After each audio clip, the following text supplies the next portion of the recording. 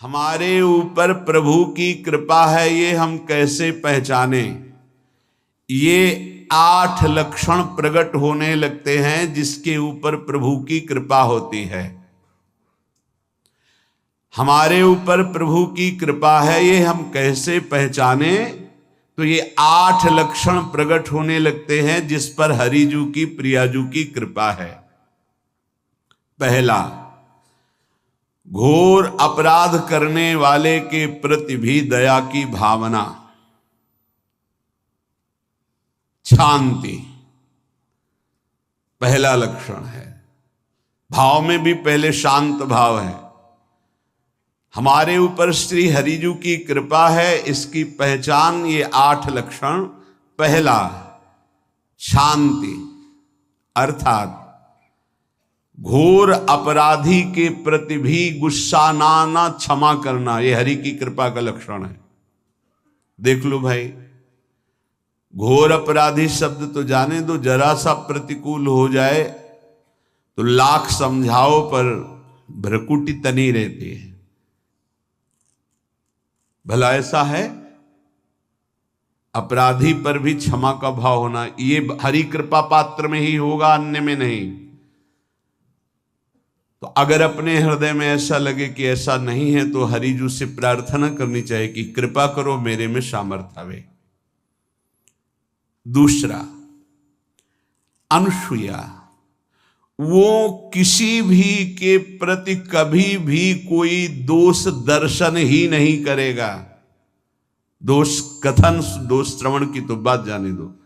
अनुसूया, दूसरों के गुणों में दोष ढूंढना, ये नहीं होता। हरि कृपा पात्र में ये नहीं होता। ये सब भजन के नाश करने वाले।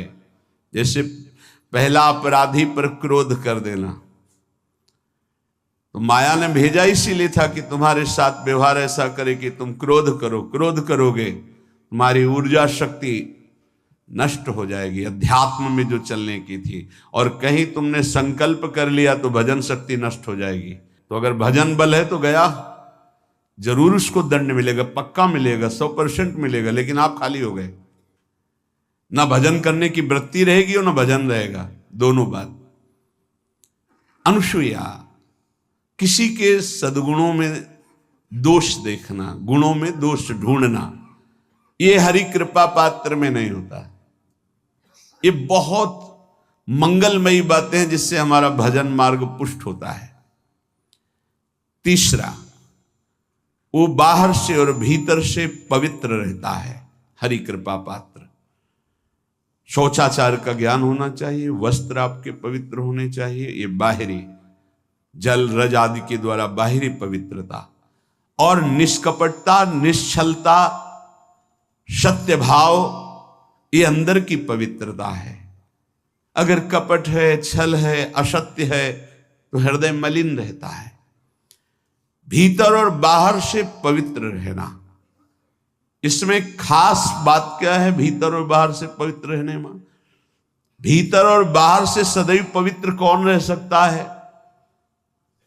तो बोले जो पुंडरीकाक्ष भगवान श्री हरि का प्रियाजू का स्मरण करता रहता है, वो शवायाभ्यंतर शुचि, वो बाह्य और अभ्यंतर दोनों से पावन रहता है। तीसरी जो कृपा का लक्षण है, अर्थात वो सदैव भगवत चिंतन परायण, शौचाचार का पालन करने वाला, बाहर और भीतर से हरि कृपा पात्र पवित्र रहता है। चौथा, ऐसे कार्यों का अनुष्ठान न करे जिनमें हमारा भजन छूटता है, जिनमें सत्य छूटता है, जिनमें भगवत भाव छूटता है। जैसे आपके ऊपर कृपा हुई, आप भगवत मार्ग में चल रहे हैं, अब आप ऐसे संसारिक कार्यों का अनुष्ठान कर रहे हैं जिनमें आपकी चित्तवृत्ति बिल्कुल भगवत विमुख हो रही, तो जीवन का लाभ क्या होगा? लाभ तो है भगवत स्मरण सहित। कल एक ने प्रश्न किया कि मैं खाता तो नहीं हूं लेकिन मांस की दुकान में मांस बेचता हूं, होटल आदमी, क्या उचित है? ये उचित कैसे हो सकता है? तुम और भी तो व्यापार कर सकते हो। जरूरी है धर्म का पालन करने की इच्छा करते हो, धर्म आचरण करते हो, ऐसा नहीं। तो विरत बहुकर्मा, उन कर्मों से हमें विरत रहना है जो हमारे धर्म के विरुद्ध है, जो भजन के विरुद्ध है। हरि कृपा पात्र ऐसे कर्मों का अनुष्ठान कर ही नहीं सकता। अपने भजन का फल देखना भगवत कृपा पात्र के, सबको प्रदान कर देना। हिम्मत है? अपने भजन, इतनी मेहनत से किया हुआ भजन, भजन होने के बाद हे प्रभु इस भजन का फल हो, सर्वे भवन्तु सुखिना सर्वे सन्तु निरामयः। यहां तो कहते महाराज एक माला रोज आपके लिए करता हूं कि आपकी बीमारी ठीक रहे, तो शेष किसके लिए करते हो प्रभु? शेष क्या? अगर इष्ट और गुरु के लिए तुम्हारा है कि एक माला करते तो फिर इतनी माला करते तो हमें क्या होगा?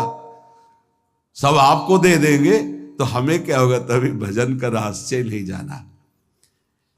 छठवां,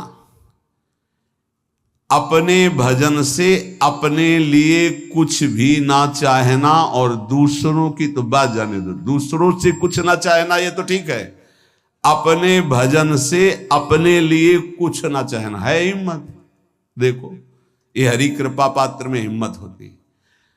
अपना भजन अपने प्रयोग में ना लाना, इसका भी आंतरिक रहस्य है।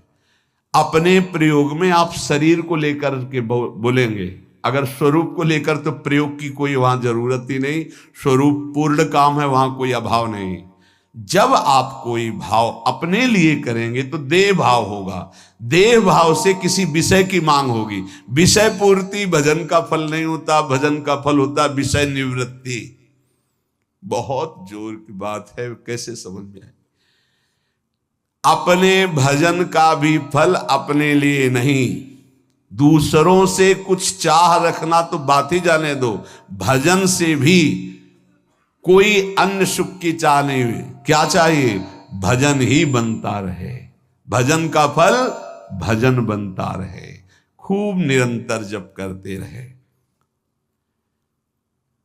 सातवां, किसी भी मान सम्मान कीर्ति पद प्रतिष्ठा के मिलने पर हृदय का असंतुष्ट हो जाना, यह हरि कृपा पात्र का लक्षण होता है। प्रणाम नमस्कार जय हो तो हृदय में असंतुष्ट हो जाना चाहिए। कोई किंचन मात्र अभिमान न उदय हो जाए। प्रभु बचाओ, ये माया की चकाचौंध से बचा लो नाथ। कौन सा अपराध बन गया कि आपकी जय की जगह यहां हमको ऐसा सुनना पड़े। मान प्रतिष्ठा कीर्ति जिसके लिए बड़े बड़े लालायित रहते, हरि कृपा पात्र को विष की तरह चुभती है। और आठवां,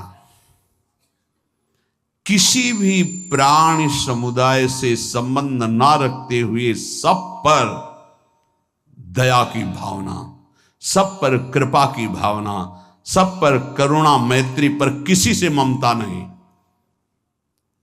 ये सूत्र बहुत व्यवहार में प्रयोग करने योग्य है।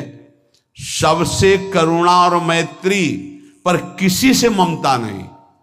करुणा तो करी भरत जी ने, मैत्री भी की मृग से, पर ममता रहित नहीं रहे। ममता कर ली तो अगला जन्म हिरण का हो गया।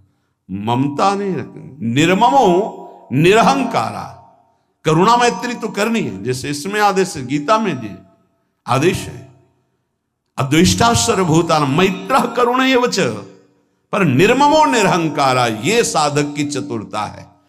प्राण मात्र पर दया कृपा करुणा मैत्री, पर ममता नहीं। ममता किसी से, और यहां करुणा मैत्री ये तो गायब हो गई, केवल ममता रह गई है। अपने शरीर से ममता, शरीर संबंधियों से ममता, विषय भोगों से ममता, यही जहर है। संबंध में ये ममता ही जहर है, विचारों में अहंकार जहर है, कर्मों में ये आसक्ति जहर है। इसी जहर को मिटा दे तो जीवन मुक्त महापुरुष कर्म करते हुए, विषय सेवन करते हुए, वार्ता करते हुए, विचार करते हुए, बिल्कुल जहर रहित उसका जीवन हो गया। तो ये 8 बातें हरि कृपा पात्र में होती हैं, इनको बार बार सुनना और हृदय में धारण करना।